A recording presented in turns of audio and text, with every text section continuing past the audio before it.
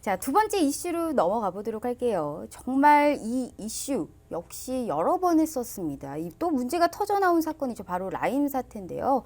1조 6천억 원 규모의 펀드 환매가 중단된 이 라임 자산운용의 부사장 그리고 대신증권 지점장이 만나서 이 대책 회의를 하는 과정에서 부실을 먼저 알았다라는 이런 좀 논란이 있습니다.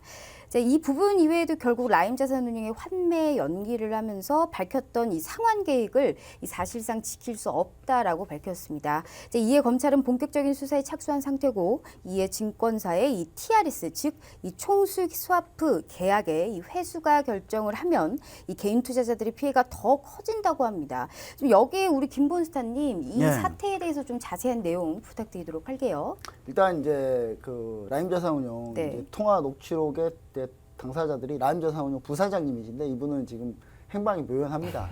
어디로 사라지셨어요. 네. 모르겠습니다. 일단 뭐 도망가신 것 같아요. 네. 제가 볼 때는 뭐 중국으로 가셨지 어디로 가셨지 잘 모르겠습니다. 근데 일단은 대신증권 지점장과 함께 녹취를 해가지고 이제 녹취 내용이 이제 알려졌는데 사전에 부실 내용을 안 거 아니냐 이 정도면 뭐 이런 얘기가 있습니다. 이 대신증권의 이제 이 지점이 강남에 되게 유명한 지점이에요. 강남에 그 부자들 많이 모여 사는 그 동네에 아파트 하나에 20억 넘는 그런 곳에 지점이 있어요. 이 지점 같은 경우가 고객 자금만 무려 1,500억 원을 이 라임 자산운용 펀드에 유치를 했거든요. 판매를 했습니다. 전체 1조 6,600억 중에 순투자금, 이 순투자금이라는 건 뭐냐면 전체 투자금의 고객 투자금이 9,900억 있고요. 나머지는 다 뭐냐? 증권사 TRS입니다. 한마디로 이제 9,900억이 순투자금인데 그 중에 1,500억을 이 지점에서 한 거예요.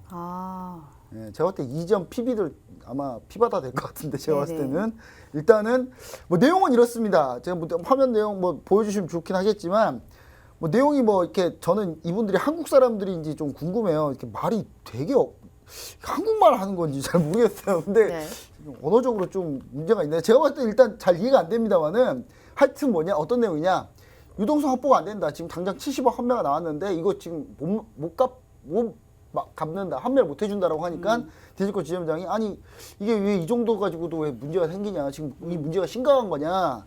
라면서 8월 20일 날 언급하면서 얘기를 해요. 예, 그럼 이제 대신증권 같은 경우는 이제 이미 8월에 해당 펀드가 문제가 있다는 거를 사실상 안 거 아니냐. 알면서도 왜 팔았냐는 거거든요. 그 뒤도 팔았으니까. 예, 그러면서 이제 7월 23일 날 사실 부실록이 드러났어요. 드러났는데 처음 보도가 됐는데 8월 20일 날 이걸 알았다는 것도 문제예요, 일단은. 예, 근데 작년 7월에 문제가 처음 제기됐을 때 라임 자산운용이 문제가 없다고 이제 설명회까지 했습니다. 물론 저는 믿지 않았죠. 저는 워낙에 이런 홍보들을 많이 봤기 때문에 예, 작년 4월에 또 대신증권이 테티스 펀드, 그 라임 자산운용 펀드 중에 테티스 펀드라고 있는데 이 테티스 펀드 수익률을 임의로 숫자를 바꿔요. 아니 뭐 이런 게 가능한가요? 저도 증권사에 있어봤지만 이런 게 가능한가? 저는 되게 좀 의아합니다. 이게 이런 게 가능할 정도인가? 이게 우리나라가? 이런 생각 좀 해보고 조작한 정황, 아직 뭐 확실한 사실관계는 아닌데 정황이 포착됐다 이런 얘기를 합니다. 그래서 9월 17일 날에도 펀드를 판매를 했고요. 8월 20일 날 이 문제가 생긴 걸 안 거 아니냐 했는데 9월 17일 날 또 팔았어요. 그러면서 이제 판매사가 고객의 이익보다는 갑을 관계에 있는 갑이라고 증권사의 갑은 운용사거든요. 운용사 펀드 매니저 한 명 지나가면 증권사 법인영업팀 그 애널리스트도 막 벌벌 떨어요. 그 정도예요. 예, 펀드 매니저 파워가 어마어마하거든요. 근데 갑을 관계에서 이 갑인 운용사의 이익으로 너무 움직인 거 아닌가 이런 생각을 좀 해보고요. 그 다음에 이제 3일 회계법인 실사 결과 50에서 70% 회수를 될 것 같다라는 얘기가 나왔습니다. 이제 9,900 순투자금액 1조 6,600억 중에 50에서 70%면 한 8천억 잡고요. 예, 9천억이라고 봐야 되겠죠. 그 상황에서 TRS 금액 약 7천억 빼면 2천억 남는 거예요. 그러니까 신한금융투자, 한국투자증권, KB증권이 맺은 TRS 금액 모두 다 선순위 채무라서 먼저 갚아야 돼요. 우리 개인 투자자분들은 실제로 회수율은 20%가 안 되는 거죠. 예, 전 20% 정도 계산이 되거든요. 그러니까 1억 넣으면 2천만 원 남는 겁니다. 예, 큰일입니다. 진짜 이거 어떻게 이런 사태를 만들었는지 참 전 박수 대단하다고 봅니다. 이거 어떻게 이렇게까지 사태를 만드는지. 이종필 부사장은 어디 있나요? 저 모르겠습니다. 네. 저는 어디 계신지 잘 모르겠는데 이분이 오셔야 될 것 같은데 그러니까요. 일단은 뭐 그렇습니다. 내용은. 아, 그렇군요. 네, 맞습니다. 이렇게 DLF 사태도 그렇고 라임 사태 무슨 양파 껍질 같습니다. 지금 피해는 점점 늘어나고 있는데 물론 검찰의 수사가 이루어져 봐야 알겠습니다만 일단 라임 자산운용 부사장 그리고 증권사 지점장의 녹취록을 봤을 때 현재 사실상 피해를 알고도 이걸 숨긴 정황이 분명히 좀 포착이 된 것 같은데요. 일단 우리 강 변호사님이 봤을 때 좀 어떻게 보시는지 여기에 관련된 이 내용에 대해서 그리고 라임 자산운용 투자자들이 불완전 판매를 한 증권사 PB들에게 좀 고소를 했다고도 합니다. 근데 여기에 대해서 이제 이게 어떤 쟁점에 있어서 고소를 한 건지까지 말씀 부탁드릴게요. 네, 일단 뭐 저희도 저번에 다뤘습니다만 음. 고소가 실질적으로 이루어졌습니다. 지금 라임 자산운용의 환매 중단 사태로 인해서 직접적으로 피해를 봤다라고 하는 피해자분들이 일단 전부 다 고소했어요. 그래서 고소장에 어떤 사람들이 피고소인으로 적시가 됐냐면 라임 자산운용 그리고 신한금융투자, 전부 다네요. 대신증권, 우리은행 관련 책임자 네네. 그리고 나아가서 해당 상품을 집중적으로 판매한 그러니까 실제 고객을 응대한 PB들도 네. 피고소인의 모조리 포함하기로 했다라고 이제 언론에 보도가 됐습니다. 왜 그럼 PB들까지 포함이 됐느냐라고 하니까 PB들이 이제 이런 거예요. 그 가입을 유치할 때 보통 우리 이런 경우 많잖아요. 형광펜으로 이제 여기만, 사인하세요. 맞아요, 맞아요. 이렇게 칠해가지고 네. 여기만 봐라. 네, 여기만 맞아, 그냥 맞아. 하세요, 네. 하세요라고 해서 명확한 설명이 없었다라는 네네네. 거죠. 설명이 없고 그냥 판매를 했는데 그 다음에는 카드 재발급 받듯이. 네, 그냥 여기 네네네. 여기 아. 하세요라고 하고 네. 책임을 회피하고 있다라고 해서 이제 PB들도 마찬가지로 네. 피고소인에 포함을 시켰다라고 하고요. 그리고 아까 좀 더 짚어볼 만한 부분 중에서 이제 TRS를 얘기를 드리면 이런 거예요. 그 신한은행 담당 책임자가 TRS의 존재 자체를 아예 몰랐다라는 정황, 그러니까 녹취록이 나왔어요. 그래서 TRS라는 거는 상당히 중요한 정보라고 보여줄 수 그쵸, 있는 중요한 거죠.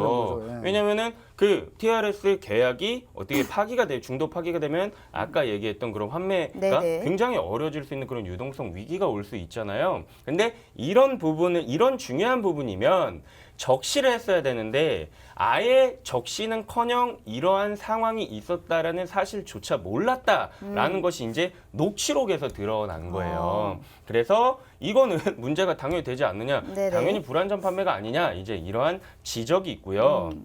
그리고 상품 제안서 자체도 굉장히 부실했다라고 합니다. 그래서 해당 펀드의 상품 제안서는 총 37페이지에 달하는데 투자자들이 막상 받은 거는 37페이지. 3페이지, 뭐 네네. 4페이지 이 정도로밖에 안 된다라는 거예요. 그래서 이러한 제안서를 봤을 때 당연히 TRS 내용이 포함됐어야 됐는데 보니까 TRS 내용이 전혀 포함이 되지 않았더라. 그러니까 중요한 정보가 전혀 포함되지 않았더라. 그래서 이것도 불완전 판매를 이제 주장하는 하나의 네네. 근거가 될 수 있고요. 그리고 또 이런 겁니다. 보면 대신증권의 경우에는 한 영업점에서 이제 계약서 도장도 없이 그냥 판매부터 이루어진 거예요. 판매부터 이루어지고 야. 나중에 이제 도장 받으러 다니는. 판매에서 판매 수수료 실적 올린 네. 경쟁 붙었군요. 완전. 사실 진짜 도장이 없으면 이거는 네. 계약서에 의미가 없는 거거든요. 성립이 안 되잖아요. 네, 계약 자체가 성립이 안 되기 때문에 그치만 일단 막 받은 거예요. 일단 막 계약서만 받고 그 다음에 이제 도장 받으러 다니는. 야, 이세트 많이 네. 받았을 것 같은데. 네, 그렇겠죠. 아무래도 막 유치가 많았으면. 그리고 또 보면 많습니다. 뭐 투자 성향 분석도 네. 있어야 되는데 막 이런 거 있잖아요. 투자 성향 분석이 전혀 이루어지지 않은 거예요. 뭐 당신은 뭐 고위험 자산군에 투자 의향이 있으니까 이러한 성향 분석이 있어야 네네. 되는데 이것도 없었다라고 실제로 하고. 증권사 가잖아요. 네. 파생 상품 하겠다고 하면 고위험이라고 체크하셔야 돼요. 아니 거기 말고 아니 고위험이요, 고위험.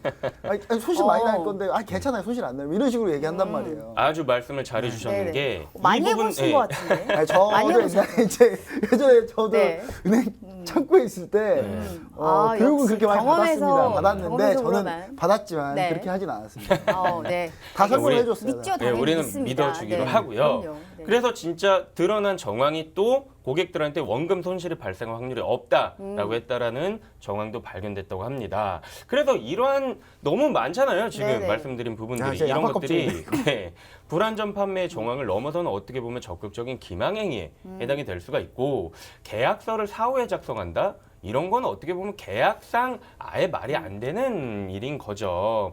그래서 이런 묻지마 투자의 정황을 보인다라는 것은 충분히 문제가 될 수 있고 일반 투자자인지 전문 투자자인지 여부도 확인하지 않았고 위험 투자형인지 안전 추구형인지 이런 것도 확인하지 않았기 때문에 이런 건 결국에는 네. 자본시장법상 설명 의무 위반에 대한 사기적 부정행위에 해당한 확률이 있고요. 그리고 특경가법상 사기에도 해당이 될 위험이 있다라고 보여집니다.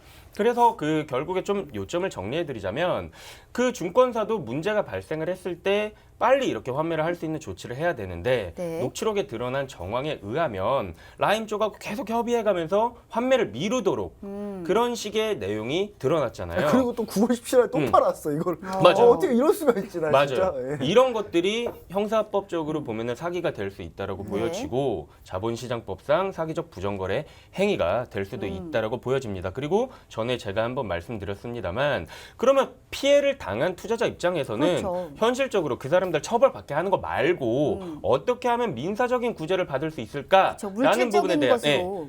부분에 네. 대해서 네네. 말씀을 드렸었는데 물론 뭐 이제 합의안에 의해서 구제를 받는 거 말고 네. 법원으로 가서 민사 소송으로 해서 구제를 받을 수 있는 방법에 대해서 말씀을 드렸을 때 피해 특정이 확실하지 않다라는 네. 말씀을 드렸었는데 만약에 이런 식으로 해서 자펀드 손실률이 최종적으로 나오게 되면 그렇죠. 본격적인 이제 손해배상 청구 소송이 제기될 것으로 우리가 예측을 해볼 수도 있고요. 손해액이 확정이 되고 네. 예상 손실률이 나오게 된 이후로는 판매사를 상대로 한 손해배상 소송이 또 본격화될 전망입니다. 네, 알겠습니다.